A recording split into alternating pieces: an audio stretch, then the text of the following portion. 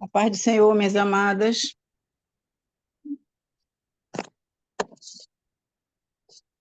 A paz, amadas.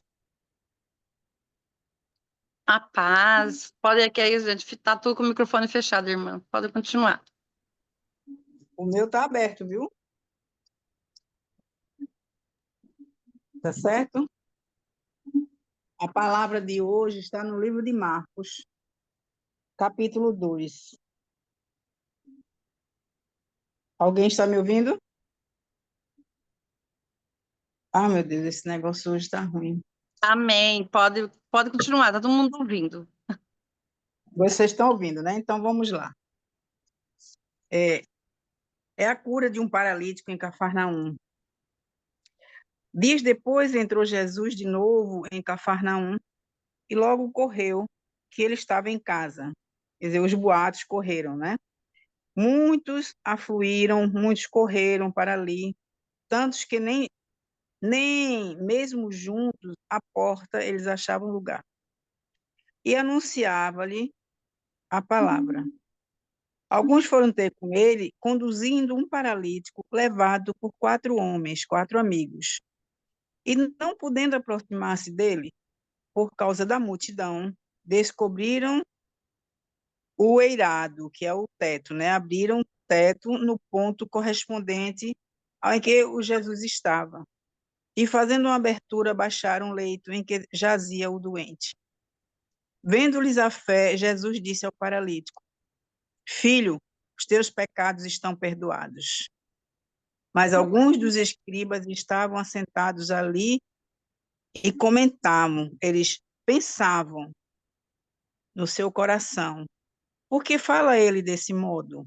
Isso é blasfêmia. Quem pode perdoar pecados senão um que é Deus? E Jesus, percebendo logo por seu espírito que eles estavam pensando, disse-lhes: Por que arrazoais? Por que fazeis pensamentos sobre estas coisas em vosso coração? Qual é mais fácil?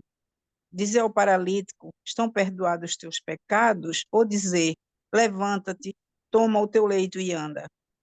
Ora, para que saibais que o Filho do Homem tem sobre a terra autoridade para perdoar pecados, disse ao paralítico: eu te mando, levanta, toma o teu leito e vai para a tua casa.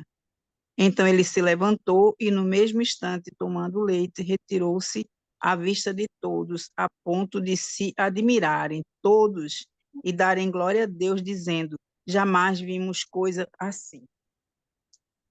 Minhas amadas, eu quero que vocês façam a observação que eu fiz.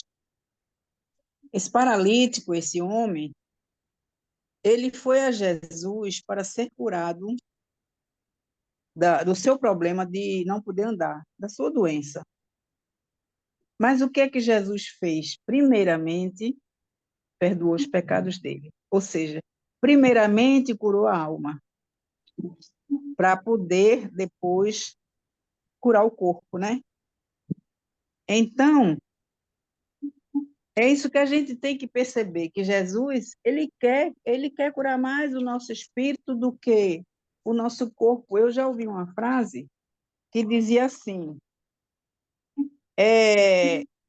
Jesus pode não querer curar a doença, mas ele pode querer curar na doença. Ou seja, ele não curaria aquela doença que a pessoa estava, aquela doença grave, mas ele curaria a alma, que muita gente está num leito e ainda não aceitou Jesus como seu Salvador, ainda tem uma alma oprimida. Então, muitas vezes, Jesus não quer curar o corpo, ele quer curar a alma. No caso dessa história aqui, do paralítico, lógico que ele ia curar o corpo, mas, em primeiro lugar, ele curou a alma, né? E ele disse: os teus pecados estão perdoados. Vejam que coisa maravilhosa.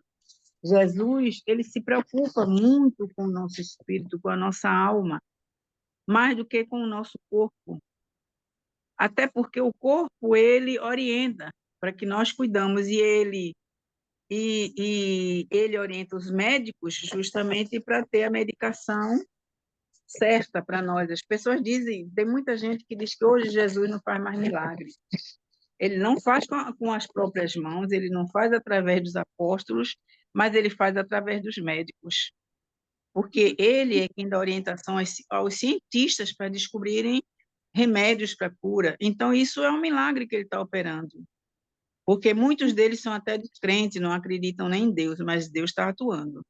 Por quê? Por amor a nós, por amor aos deles só não, porque ele morreu naquela cruz por toda a humanidade. Embora a humanidade não reconheça isso, mas foi ali, o sacrifício dele foi por todos, não foi só pelos crentes, nem por denominação.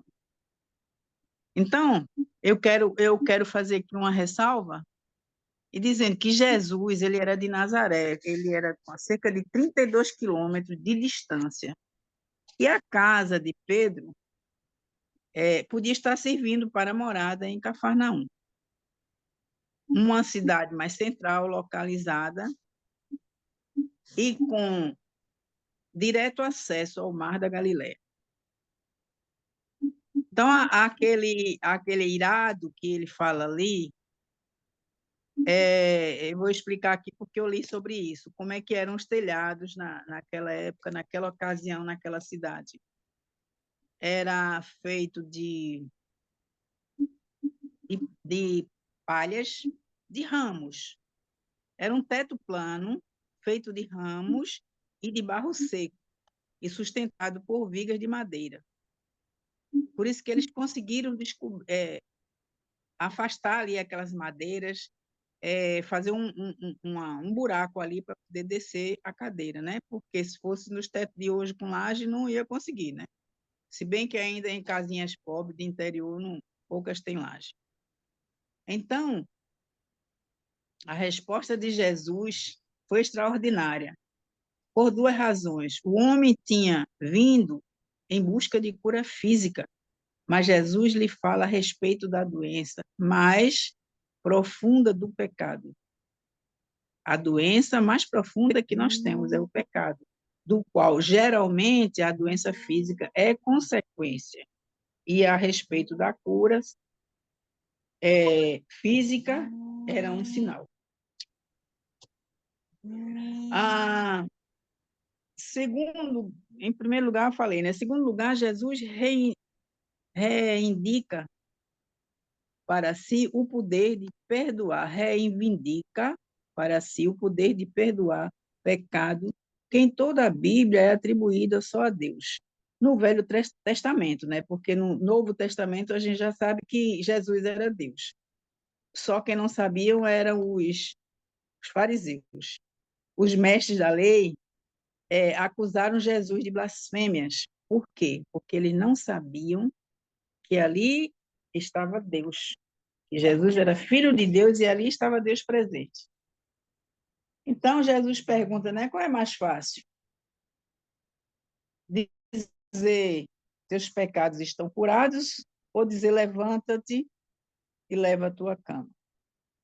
Jesus pede aos escribas que reconsidere o seu julgamento à luz do seu poder de curar. Poder que, em última análise, é poder divino. Jesus emprega esta frase regularmente. Filho do homem, ele emprega sempre para se dirigir a si mesmo, porque ele é o Filho de Deus, associando seus irmãos no seu ministério, como é o Filho do homem celestial. Então, ele é filho do homem celestial, então ele é celestial, ele é Deus. Ele veio em forma de homem, mas ele era homem e era Deus. Só que os fariseus não entendiam isso, né? Então, a gente está vendo aí essa situação, que Jesus primeiro perdoou os pecados dele. Assim mesmo somos nós. Muitas vezes nós estamos precisando do perdão de Deus pelos nossos pecados, da cura de Deus pela nossa alma, pelos nossos pecados. Porque a gente peca o dia todo, nós somos humanos, nós somos mais carne do que espírito, então até Até no pensamento, no olhar, às vezes a gente nem quer julgar, mas a carne grita mais alto e a gente julga quando olha determinadas coisas. Os 4 amigos não apenas acreditavam que Jesus podia curá-lo, mas agiram com determinação para levar o paralítico até Cristo. Aqui, os homens não permitiram que a multidão os impedisse de chegar a Cristo. Eles removeram o teto. Os homens são os amigos dele, né? Os 4 homens. Então, o maior problema do homem é a doença. E nem a morte, mas sim a separação de Deus. Ou seja, o problema do homem não é só a morte física, é a separação de Deus, é a morte espiritual, porque quando o homem se separa de Deus, ele morre espiritualmente. Os escribas, eles comentavam que só quem pode perdoar pecados é Deus. Eles estão corretos, né? Só que eles não sabiam que Jesus era Deus encarnado. E ele tinha autoridade divina. Ele é o único caminho para a salvação. A cura significa restauração completa. Então, a restauração não só do corpo, mas também da alma. Quando Jesus nos liberta, ele também cura. Então, cura e libertação andam lado a lado. Sem cura não há libertação. E, consequentemente, da libertação vem a cura. Então, elas andam lado a lado. Então, quantas de nós estamos doentes da alma, não é? Quando somos acometidas de uma doença física, é porque a alma também está doente. Quando nos afastamos de Cristo, nossa alma adoece. Não podemos deixar brechas para o inimigo, porque ele atinge a nossa mente em primeiro lugar. Quando o inimigo ele tem uma brecha, quando o inimigo ele ataca, é, isso quando você está afastado de Deus, né? Porque se nós temos Deus, nós temos o Espírito Santo e ele nos blinda para que nós tenhamos vitórias. Mas quando a pessoa deixa uma brecha para o inimigo, ele vai direto na alma, gente. Ele não vai direto no corpo, não. Porque o corpo só adoece porque a alma está doente. Se a sua alma está sã, o seu corpo é sã. Então, ele vai logo na alma. E não podemos deixar brecha, não podemos de jeito nenhum. Declarem pela fé que a libertação, a cura e a libertação andam juntas. Então, se você tem fé de verdade, você tem cura, você tem libertação. Então, Jesus nos ensinou 3 coisas poderosas. A primeira, a fé exige ação. Aqueles amigos tinham fé que Jesus ia curar aquele rapaz, aquele paralítico. Então, eles agiram. Eles agiram pela fé, porque se eles não tivessem fé de que Jesus ia curar, eles não tinham feito aquela confusão toda, tirado o telhado, descido, né? Eles não teriam feito aquilo tudo. E seria em vão se eles não tivessem fé. Eles sabiam que o paralítico ia sair andando dali. Então, a fé exige uma ação. O perdão, ele é muito importante. Por quê? O perdão, ele nos cura fisicamente. Jesus primeiro tratou o problema espiritual, ou seja, perdoou. Filhos, os teus pecados estão perdoados. Então, daí do perdão é que vem a cura. Muitas vezes nós somos pecadores, nós pecamos e pedimos perdão. Eu tenho uns pecados meio cabeludos da época que eu não era cristã, que eu não sei por quê, eu acho que eu não me perdoei, porque eu creio que Jesus perdoou. Porque de vez em quando aquele pecado vem na minha cabeça e eu me sinto culpada. Aí eu oro, peço a Jesus que tire aquilo da minha cabeça, que eu sei que ele já me perdoou. Então, Jesus é Deus e o seu poder é real. A cura física do paralítico foi um testemunho. Primeiro, a cura espiritual e depois a cura física. A cura física, a espiritual, ninguém podia ver porque era uma coisa de Deus, era uma coisa de espírito. Mas a cura física, todos iam ver. Então, todos iam crer, não é isso? E a gente, muitas vezes, tem esse péssimo hábito de só acreditar quando vê a cura. Não pode. A fé não é isso. A fé é a gente ter certeza que Deus vai curar, embora não estejamos vendo a cura, mas sabemos que Ele vai curar. Então, minhas irmãs,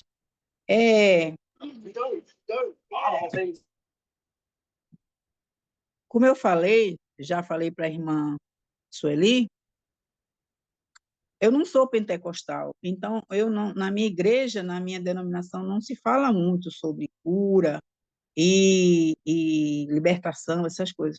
Mas, como eu sou uma cristã e como eu conheço a palavra de Deus, aqui está claro que houve uma libertação primeiro, para poder depois vir a cura física.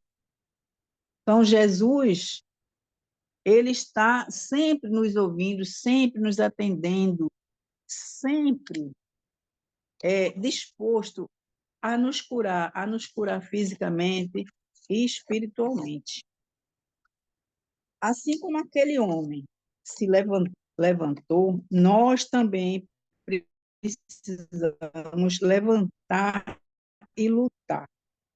Se temos um Deus que é sinônimo de cura, libertação, luz, poder e glória, não temos que temer o inimigo, e sim declarar ao inimigo que somos filhos de Deus, do Deus Altíssimo, e que o Espírito Santo faz morada em nós. Então somos blindadas. O inimigo até pode se levantar, mas cai logo em seguida. E se estabaca lá no chão, né? Porque é isso que ele vem fazer, ele vem tentar os filhos de Deus, mas acaba se derrotando, porque o Espírito Santo, ele dá-lhe uma rasteira e coloca ele no chão onde é o lugar dele. Quem pode atentar contra os ungidos do Senhor? Nós não podemos. Lá em Mateus 11, 28 a 30, Jesus está dizendo: venham a mim, todos os que estão cansados e oprimidos. O que é opressão? Opressão é o espírito oprimido, é o maligno oprimindo. Então, o que, que ele diz? Vem a mim. Você não está oprimido? Então, vem a mim. Eu vos libertarei. Tomai de mim o meu jugo, que é suave, e o meu fardo, que é leve. Mas tem muita gente que não vai a Jesus. Não vai. Está com opressão, está triste, está depressivo, aí se enche de remédio, aí acha que é um infeliz, que é... Gente, meu Deus do céu, nós temos tudo, nós temos um Deus de cura, um Deus de libertação, um Deus que tudo pode, um Deus que morreu naquela cruz por nós. Ele derramou sangue ali por nós, nós temos que manter o foco nele, porque se a gente não manter o foco, a gente cai. Vocês vejam, na pandemia, eu tirei o foco de Jesus e foquei na pandemia. Eu achava que era o final, que não ia mais sobrar ninguém vivo. A gente ligava a televisão, via tanta gente morta, que eu entrei numa tristeza tão terrível e, e perdi o foco de Jesus. Não olhava na direção de Jesus, eu olhava para o problema, para a doença, para as mortes. E então, eu acho que Jesus me acometeu de um câncer justamente para me dar um suculavanco, para poder dizer, ô filha, acorda, eu estou aqui. Por que você tirou o olhar de mim? Então, eu estava longe de Deus naquela época, eu estava. E agora vocês vejam, o tempo todo eu nunca senti nódulo na minha mama, nunca. Mas, de repente, naquela ocasião, que eu estava naquela aflição, naquela agonia, eu toquei na minha mão, eu tinha um nódulo do tamanho de um limão, gente. Eu tinha 3 nódulos e um deles era visível. Você olhava assim e via aquele calombo. Não sei como aquele troço apareceu da noite para o dia. E aí foi quando eu voltei a olhar para Jesus de novo. E eu sabia, a partir dali, quando o meu olhar voltou para Jesus, eu falei, eu estou muito doente. Inclusive, o Espírito Santo dizia, antes de eu ter o diagnóstico na mão, o Espírito Santo me dizia que eu estava com câncer e que ele ia cuidar de mim.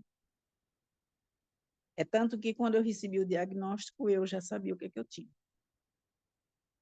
Então, foi quando eu procurei me cuidar. Eu via o desespero no olhar das minhas filhas, e o problema era o seguinte: o pior de tudo, minhas irmãs, é que naquela ocasião da pandemia, eu não podia receber visita, eu não podia receber um abraço, eu não podia receber um beijo. Meu filho, ele vinha trazer a feira da gente, deixava na cozinha, ele entrava por trás, ele tinha chave, não falava com ninguém, deixava a feira, o remédio, e ia embora. E a minha filha mais nova vinha todas as vezes me buscar para fazer a quimioterapia. Mas era assim, botava 2 máscaras, eu botava 2, era aquela agonia, sabe? Então,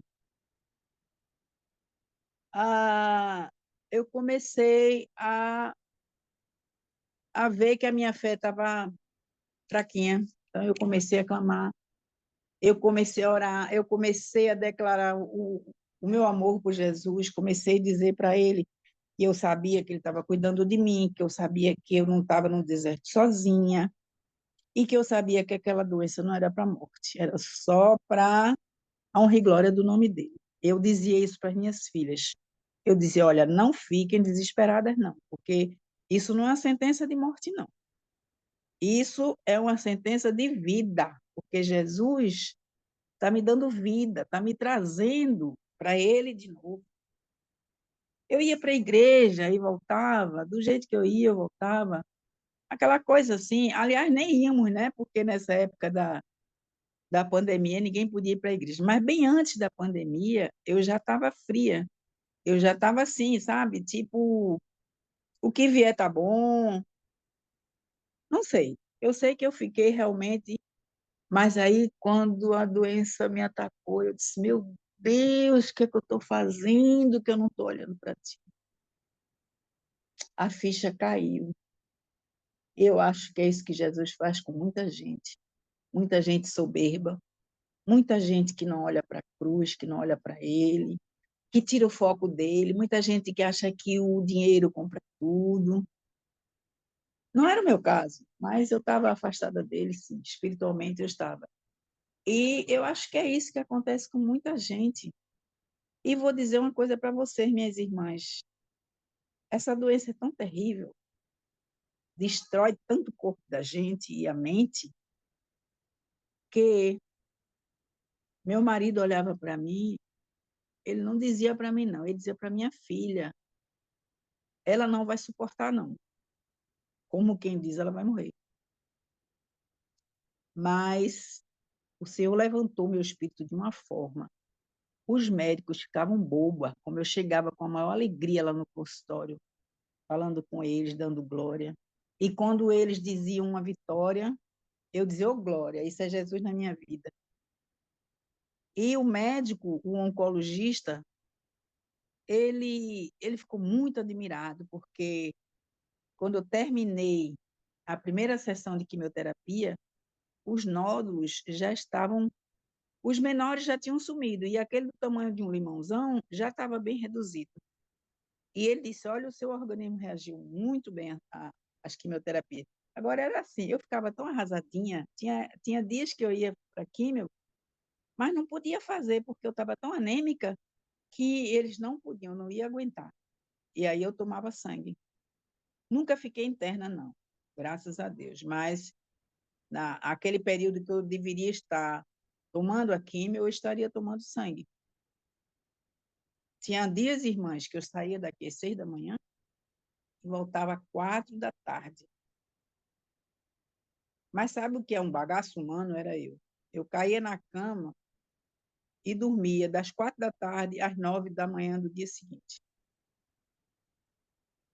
E o enjoo, ele vem, a náusea, ele não vem no mesmo dia, não. Ela vem no dia seguinte. E eu fiquei com uma prisão de ventre que eu passava 5 dias sem evacuar. Tem pessoas que têm disenteria. Eu não, eu tive prisão de ventre. Meu neto, que é fisioterapeuta, vinha com o maior cuidado me fazer massagem no intestino, mas não tinha jeito, não. Quando completava 5 dias, aí o intestino funcionava. E era assim, eu fui crendo, eu ficava aqui na minha varanda chorando, porque eu sentia dor e eu dizia, olha, Senhor, eu sei que tu estás me curando. E essas lágrimas são para te dizer, Senhor, que eu estou te louvando e te adorando. E muitas madrugadas eu nem dormia, eu me separei de quarto do meu marido, ele ficou no quarto em cima, aqui em cima, e eu fiquei num quarto embaixo. Meu apartamento ele é duplex, e mas nós não temos quarto lá embaixo. Então nós fizemos uma manobra aqui, desceu minha cama. Não foi igual a cama do paralítico, não, viu? Foi descer mesmo pela escadaria e eu fiquei dormindo embaixo. E ali na varanda da sala, né, que eu fiquei na sala, eu ficava clamando por Jesus. Acho que eu nunca orei tanto na minha vida, eu nunca clamei tanto na minha vida, eu nunca declarei tanto meu amor por Jesus na minha vida.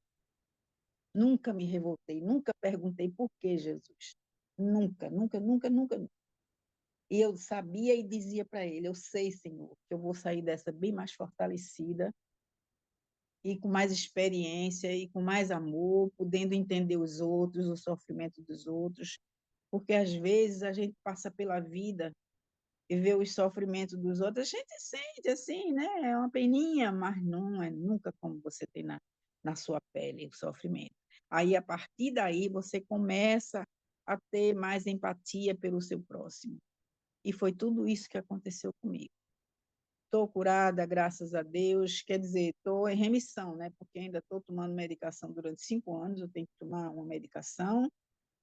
Essa medicação, ela tem efeitos colaterais horríveis, porque me dá muita fadiga. Tem dias que eu me sinto tão fatigada que até para comer me cansa.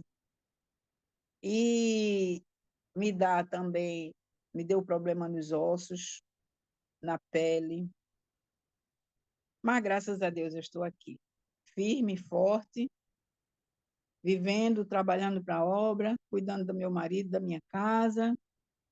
E hoje eu vejo minhas filhas sorrirem, meu filho, né? Eles sorrirem e parece que começou a me amar mais. Mas eu disse, inclusive, eu acho que a irmã Isabel, quando eu dei meu testemunho, ela estava na minha igreja, eu acho que ela escutou quando eu falei. Se tudo isso que eu passei foi para que os meus filhos, que a minha família tivesse uma experiência que servisse para modificar alguma coisa na vida deles, lógico, em relação a Jesus, então valeu a pena. E vale a pena, viu? Quando a gente tem Jesus, vale a pena. A gente sabe que é sofrimento, mas a gente vai passar. E eu todos os dias eu dizia, vai passar. E quando eu contava as químios que eu estava tomando, eu contava assim, só faltam 16, só faltam 15, só faltam 14, só faltam... E fui até quando só faltava uma. E hoje eu fico achando que foi tão rápido, só que na ocasião que eu estava passando pelo problema, foi uma cruz pesada, viu, minhas irmãs? Foi uma cruz pesada. Mas graças a Deus estou aqui. Graças a meu bom Deus. E quero que vocês, todas vocês, quando tiver qualquer problema, qualquer dor, qualquer sofrimento, olhem para a cruz e vejam que o sofrimento da gente nunca vai chegar aos pés do que Jesus sofreu. E sofreu por quem? Por mim, por vocês, por todos nós. E nem somos merecedores daquele tanto sangue que ele derramou, de tanta humilhação que ele passou. Amém, minhas irmãs? Amém. Que palavra. Deus abençoe, irmã Sônia. Amém. Amém. Só quer fazer uma oração?